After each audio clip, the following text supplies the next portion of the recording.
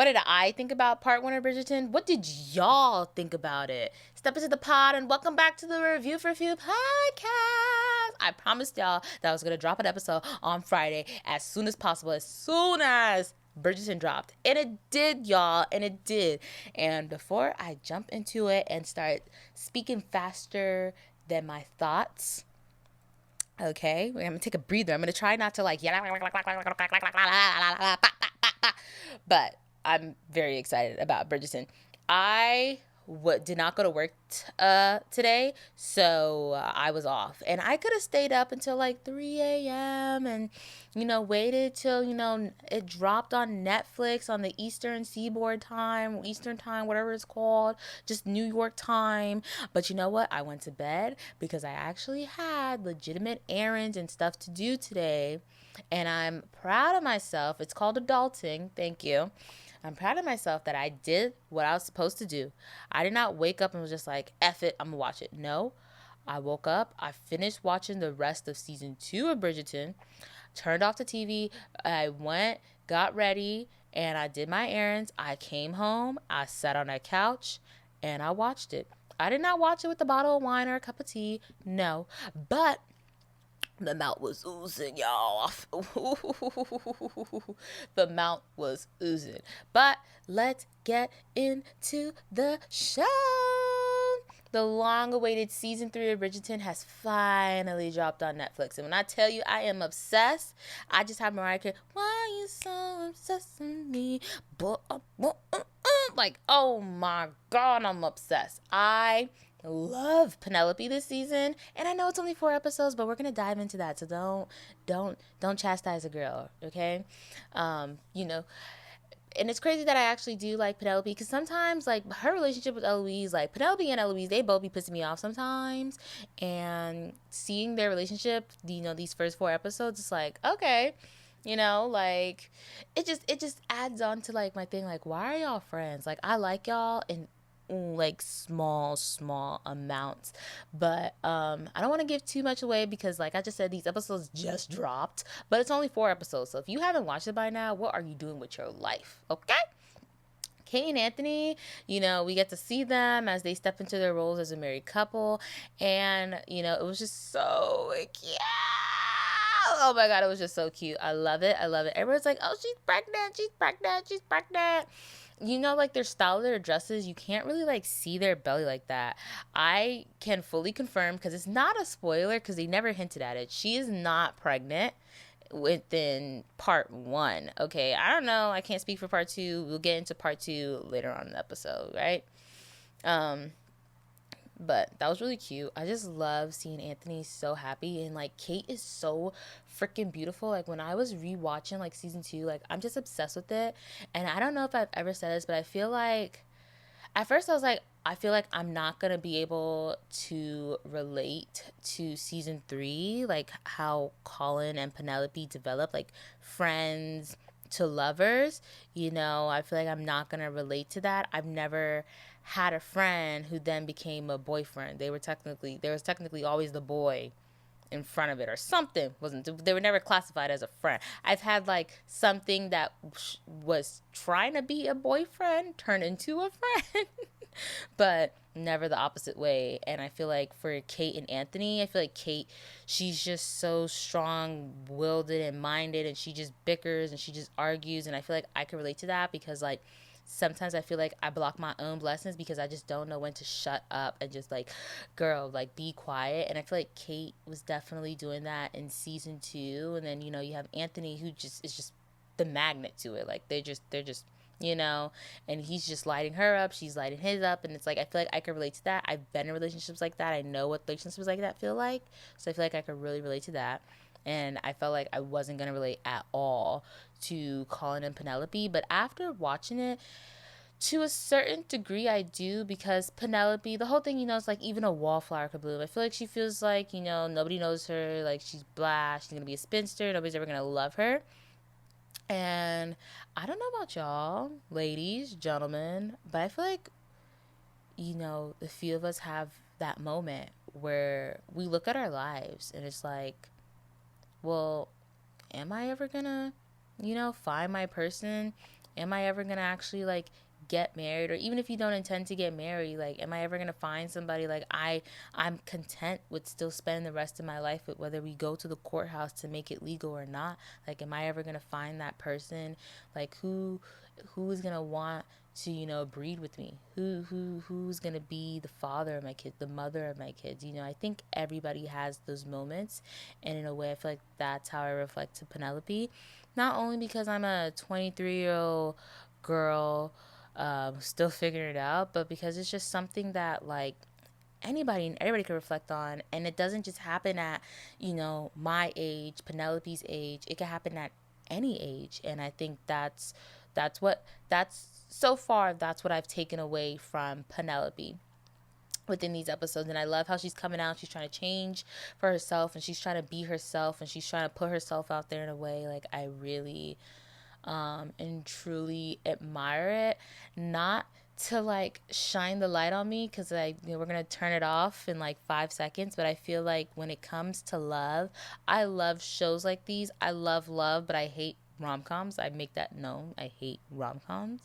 But I love love, and I love happiness to a certain degree, but I feel like I'm in the state of mind where it's like happiness with somebody else is not what I desire. The only happiness I'm looking for or desire is the happiness within myself, my family, God. Like, that's the happiness that I'm looking for. I'm not really looking for happiness in a guy. Like, I want to make myself happy and be all that I can for myself instead of letting a guy do that. I might end up by myself, but like I'm content ish with, because I'm still young, but I'm like I'm okay with that to a certain degree. But yeah, let's, like I said, let's turn that light off me.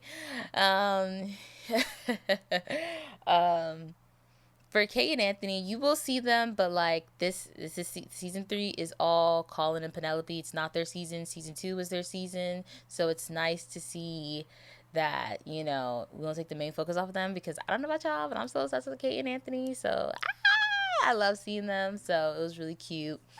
Um, you know, this is not their book. You know, their book was season 2, but I have to add though, like these first 4 episodes, like it's literally all about Colin and Penelope. And to me, I don't know about y'all, but to me, in the first 2 seasons, I feel like, you know, Daphne and Simon, Kate and Anthony, they were the main love story, the main arc. But the side stories, the side characters were also very much well alive. You know, in season 2, you had everything going on with the Featheringtons, which the Featheringtons are technically main characters to a certain degree, but you have everything going on with, you know, the new Lord Featherington. They're doing X, Y, and Z and all this stuff. What else happened? What else happened? What else happened? I think that's all I could really actually think of. And, you know, the queen is always going to be queen. But season 1, you had the first Lord Featherington in the series, the one that Portia was actually married to, when he died, and his illegal stuff and all the things he was in. The whole reason why Mr. Monrich is, you know, part of the show for some reason still.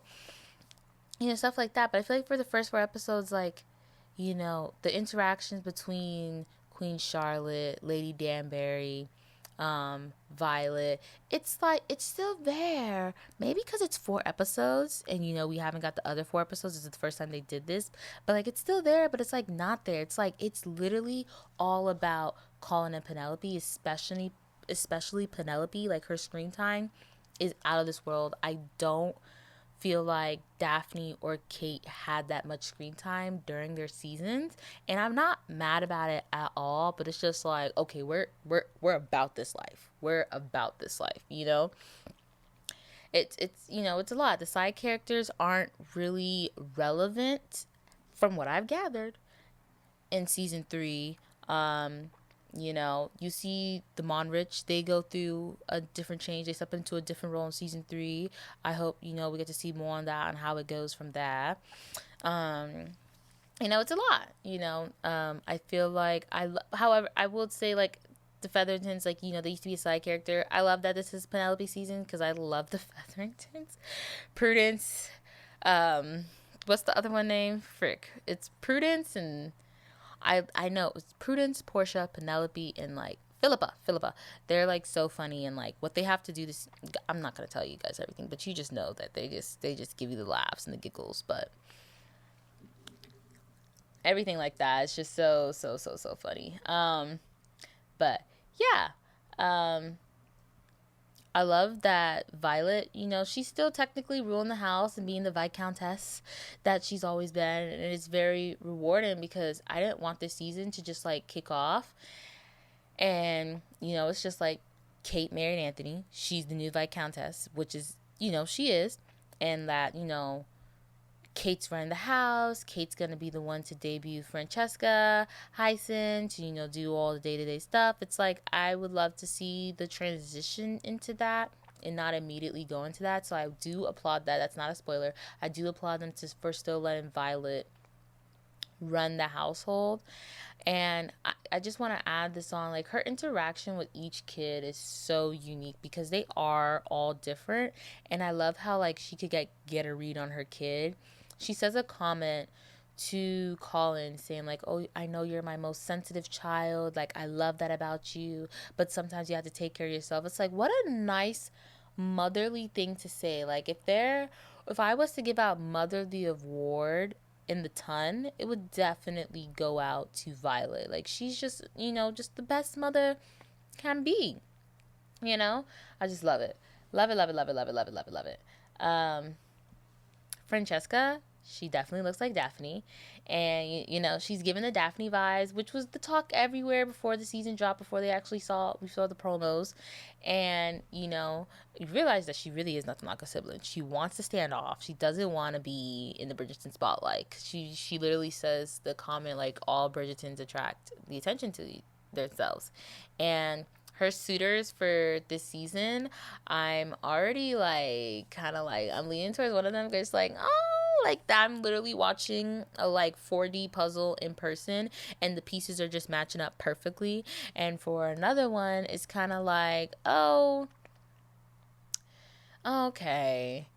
Okay. And can I say they were talking about how they weren't going to use Diamond of the season for season 3, and they were hinting, or not hinting, but people assumed that they were going to do like the emeralds, since the queen has said emeralds are her favorite. I can tell you right now, it is not the emerald of the season. It's probably not what you would expect it to be.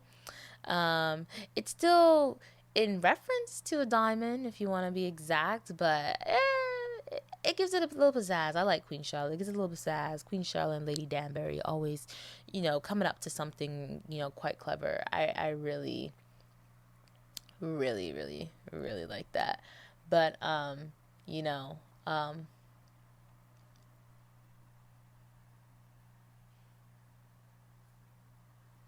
Benedict, I'm sorry for Benedict, he has a new interest this season since, in season 2, he decided to stop going to art school. And let's just say he's found a new passion. I'm going to leave it like that. If season 4, and I know it's probably a little bit too early to be talking about season 4, but I'm going to do it. If season 4 is not Benedict's book, I'm gonna be very pissed because I feel like, he's just a lovable goofball. I love the banter that Benedict has with all his siblings, not just Eloise or his brothers, just all his siblings. And I just can't wait to see him actually like steps up and everything like that. I love life and everything like that. I think Francesca, there's talks to that. Like, they might go out of order for season 4. And it's like, I will scream. I hope they don't. I hope they stay true to the order. But, I mean, we shall see. I love the whole Bridgerton series overall. Like, you can't get me to hate it. It's everything to me. Not just because they have accents, set in England and all that good stuff. But because it's just like, why not? And I feel like, again, we're gonna turn this light off like really freaking fast on me.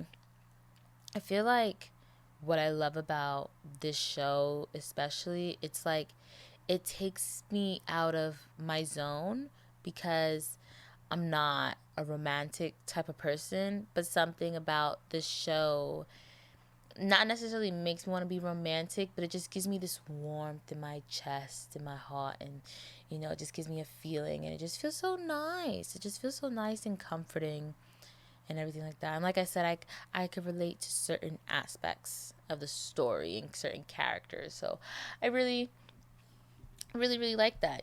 I really like that. I would say these 4 episodes were very titillating. Is that the word? They're very titillating. I can't wait till June 13th because the sneak peek that they gave at the end, we're gonna talk more about that later. um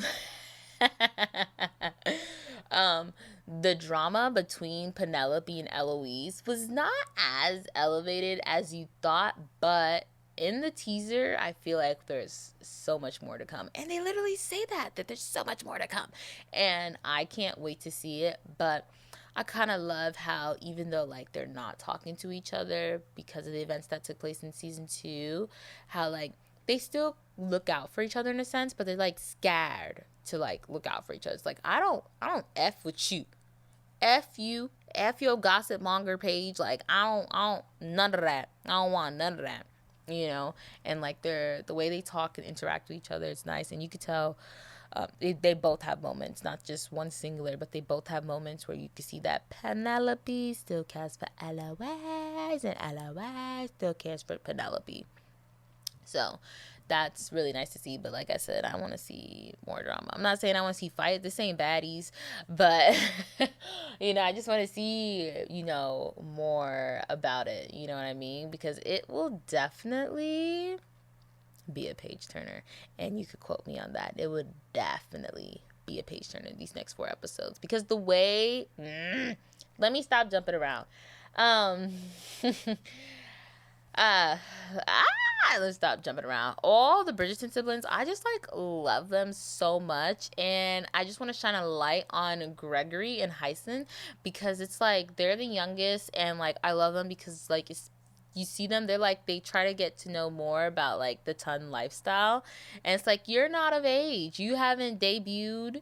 Hyson hasn't debuted. Gregory's not of age. Like, you guys are still young children. And so when they talk about stuff, very rated stuff or hinting at stuff, and it's just like, I want to know more about that. It's like, well, you haven't, not quite yet, not quite yet, not quite yet. It's just really, really cute. I really like it. And I don't know, something about Hyson is I just love it so much. And to elaborate more on Penelope's change, I feel like she got these balls where she's like, I'm done, I'm sick of this, I need to take a husband, I'm tired, this is my 3rd season now, I need to get going, like big bang, get out the way. By the end of the season, we'll definitely know which sibling is next if they actually do Benedict. So I'm really, really hoping out for that. Not trying to rush it at all. But I'm really hopeful to, see if season 4 is in fact Benedict's book. That would be really, really interesting to see, if it's Benedict or Francesca. Because that's the talk going around the web. So see what happens. But on to another part of the Bridgerton series, Lady Danbury. She was completely bothered by her brother, and it's so relatable because siblings could just be so freaking annoying where it's just like, I want to throw this pie in your face, and then there's gonna be a fist right behind it. Not everybody has that lovey-dovey, oh my god, I love my sibling, we never argue, life is bittersweet, oh, you want to go somewhere, I'll take you there, I'll do anything for you, kind of like how like the Bridgertons act, which is nice. I'll admit that's nice. I think it's really, really nice. But she was just like so fed up when her brother was talking, and I had to like rewind it a couple of times because her face just had me rolling. Because it's like, why is Lady Dan? Why is Agatha cutting up like this? What is she doing? It's just so ugh. A lot of people are saying that was her son, but that's her brother. And can I just say, Violet? I feel like she won't be a dowager much longer. Let's just say that. Let's just say that. Penelope's suitor, Lord Debling, at first he seemed really boring, but But then, like, actually getting to know him, I was just like, oh, I'm intrigued. I hope we see more of Lord Debling in the next part, and just in general, because I would like to know more about him. And Cressida Cowper had her paws on him, or she's trying to get them on, and stuff like that. I also like how you saw more into Cressida's lifestyle with her befriending Eloise, and you see that Cressida, she doesn't live this glamorous life. She's mean because she feels like she has to, like most bullies are. They bully because they miss something in their life. you know so I feel like that was really nice to see. And I'm not mad at Eloise and Cressida's friendship. And I love how everybody, like even her mom, is just like, why are you friends with Cressida? You want to be friends with ladies? Okay, great. Anybody but Cressida. Like, they're just like, don't be friends with her. And like, you could tell like Cressida is like really like, in a sense, she's trying to like change for Eloise, but not too much. You'll see what I'm talking about, or know what I'm talking about, if you watch the episodes. So it's like really, really nice to see it. And I feel like Cressida's outfits this season are very elaborate. I don't know what happened this season. I said in the beginning, a lot of the side characters don't matter. You see Madame Delacroix, but you don't see her a lot. And I know she's a side character, you're not supposed to see her a lot, but it's like still. Now the Monrich, I said the Monrich are going to step into a new role, so you'll see them just a little bit more often. It's like, oh, okay. You don't see as many conversations between Queen Charlotte and Lady Danbury. I personally don't have a problem with the content in the first 4 episodes. I just have a problem with it only being 4 episodes because it's not given me enough. Like, it's not enough. It's not enough. And can I just say, because the 2 main couples, love interests of the season, always have a hot and steamy interaction. And the one that Miss Penelope Featherington and Mr. Bridgerton did was quite steamy. Like, you gotta crack a window open. Woo! Child, let me tell you. Let me tell you. And the wigs this season for Queen Charlotte, they're still elaborate, but I like how like they're like not towering elaborate. And you see the lovely swan wig where the rotating swans, you see that one as well. And I was just like, oh, like when I saw some of the outfits, I'm like, that's what they were wearing in their promos. Like, it's just so cool. I love everything Bridgerton. Like, oh my god. I definitely hope like for season 4, because like it's not too soon to talk about season 4, right? I keep bringing it up, so obviously it must not be too soon to talk about season 4. I hope for season 4 Daphne comes back, so we could just see like Daphne and Simon. Daphne is open, like the actress that plays Daphne, she's open to still coming back to the series. Simon, I don't know what he's going on, but he ain't doing not much. He was at the Met Gala doing what? You know what I mean? Like, I just hope we see more of them, just to like see like the progress and the relationship develop. Like, seeing Kate and Anthony together, like it would have been a shame if it was just like Anthony and like, oh, Kate, my bad, and I was like, oh, Kate sailed off somewhere. Like, I like seeing them together. Something about Kate and Anthony just makes me just like so giddy, so happy. I feel I'm gonna wait till June. At the moment, they're like neck and neck. But if I had to rate the season so far, and I mean all of them, like season 1 to season 3. Season 1 is at the bottom. Not hating. Obviously, I love it because I went back for it a second time. Season 2 is at the top, and season 3 is in second place. But we gonna wait till June, till like we finally see everything, see the love story, see the drama, see how it plays out. We gonna see how it goes. But I love Canthony, and then you have Polin. They never gave Daphne and Simon a little cute love name, so I feel bad for that part. So I really hope That's another reason I hope they come back so they could just see Daphne and Simon on screen again, and give them a little love name, a little Kimye. You know what I mean? Just something, a little Bennifer. It'll be really nice and really, really, really sweet, darling. Really, really sweet.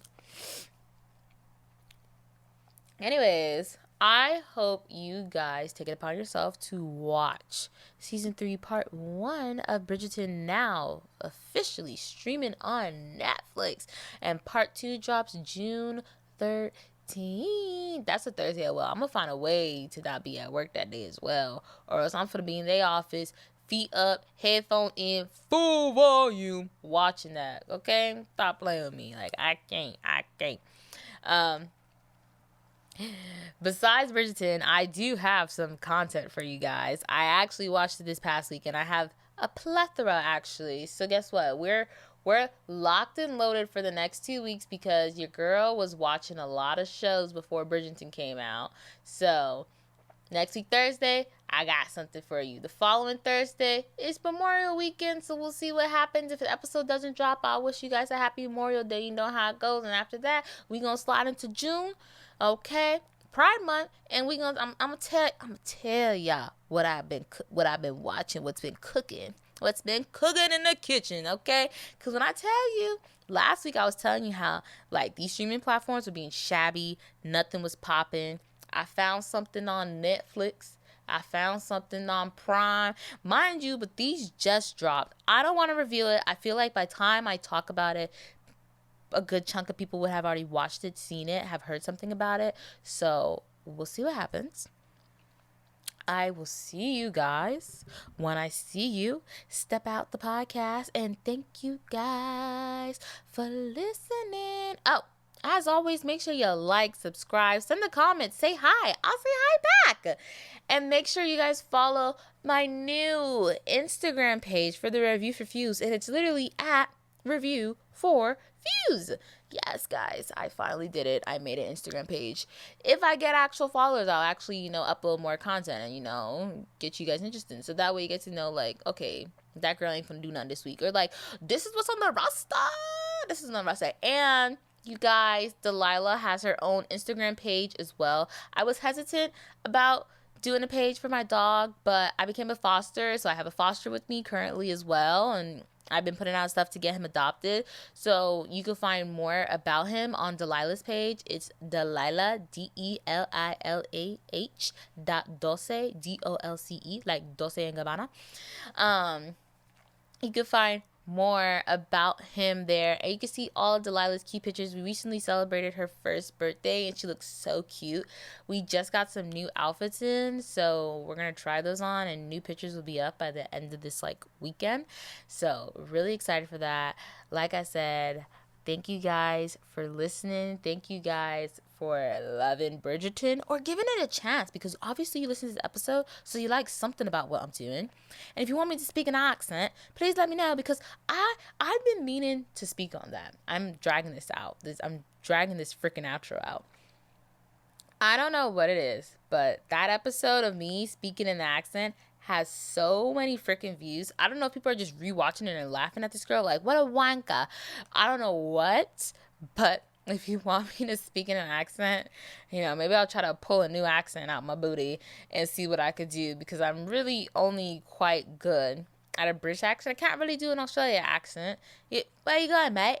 I can't really. I'm very British. Feel like it's in my bloodline. It's in me. What? I got that on. I got that on me. Anyways, happy listening, y'all. I'm so stupid.